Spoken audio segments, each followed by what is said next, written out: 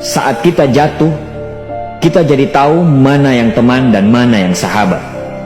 Saat kita gagal, kita jadi tahu mana yang betul-betul peduli dan mana yang hanya singgah dalam senang.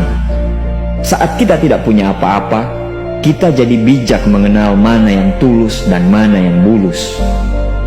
Saat kamu sukses, kaya, dan lagi di atas dalam proses kehidupan, semua orang akan memuji, semua orang akan menyanjung, bahkan semua orang akan mengaku kalau dia ikut berperan dalam suksesmu. Tapi pada saat kamu jatuh, pujian itu akan berubah menjadi hinaan, sanjungan itu akan berubah menjadi cacian. Semua orang tidak akan pernah menganggapmu ada. Percayalah, saat gagal, semuanya menjadi gelap. Kamu akan ditinggalkan, dan kamu seperti ilalang kering di padang tandus. Tapi saat gagal itulah Tuhan akan menunjukkan siapa yang setia dan siapa yang tidak setia. Kawan, saat-saat gagal itulah pilihan kita cuma ada dua: meratapi kegagalan dan membiarkan semuanya menjadi kalah, atau kamu bangkit dan menjadikan kegagalan itu sebagai acuan untuk bangkit dan terus bangkit. Menangislah sekeras mungkin, berteriaklah selantang mungkin. Tidak apa-apa. Tidak ada manusia hebat di dunia ini yang tidak pernah menangis dan berteriak karena gagal.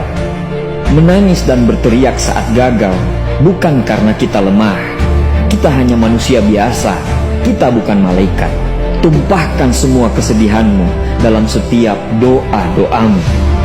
Berdoalah, jangan meminta supaya semua masalah menjadi ringan, tapi berdoalah dan mintalah agar pundak kita kuat untuk memikul semua masalah yang kita hadapi.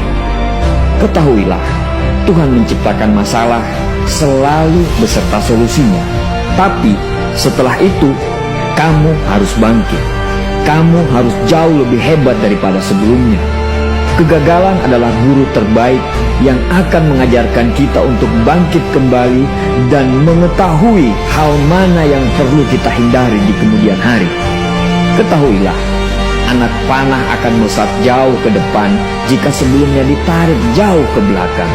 Sama, kesuksesan yang luar biasa pasti diraih setelah mengalami kegagalan yang teramat dalam. Kegagalan hanya akan dirasakan oleh orang-orang yang mau berjuang.